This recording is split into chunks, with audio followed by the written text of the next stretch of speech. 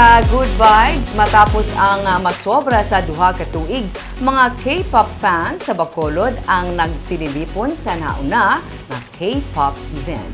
Aton saksihan sa report ni Andrew Matthew Ortonio.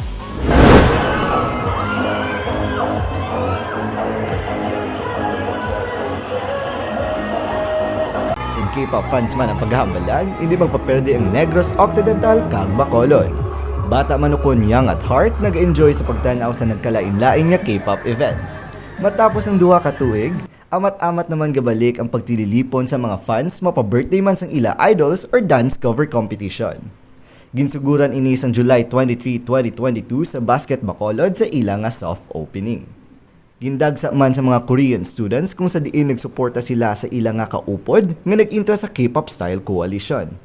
Isa si Hanu sa mga Korean students nga nag-enjoy saot, kaupod sang miyembro sa nagkalain-lain nga mga grupo. Suno sa iya, ini ang una nga tio nagpakita siya sang iya talento sa publiko. Hanu from South Korea.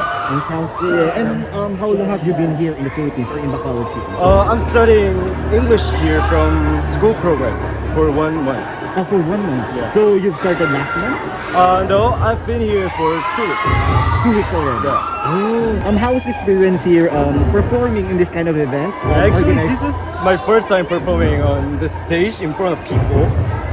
So I was really nervous, but just I got the chance to interview like this. So this is a good chance for my life.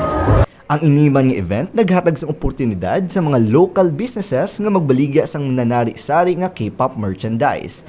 Gindagsa man ini sa mga fans kung sa diin madamo gid sila mabakal, mapa-photo cards man kag album sang ila nga mga idols. Isa sa mga madugay na kagkilala nga K-pop production sa Negros ang Skyway Productions. Ginimbitar sang Basket Bacolod nga mag-organisa sang pinakauna nga K-pop style coalition, Clash of Entertainments, ang ini nga productions. Sunday Chelin Garnica kag May Rilota ang mga organizer sa ini nga event. We have right now event called K-Style Coalition, Clash of Entertainment. So we gather different entertainments sa K-pop community there sa Negros para mag-perform sa as part of the soft opening activity sa Basket Bacolod. Of course, we also invited Hero Kami Productions, and they had Harajuku fashion show naman niya to promote naman other Asian culture.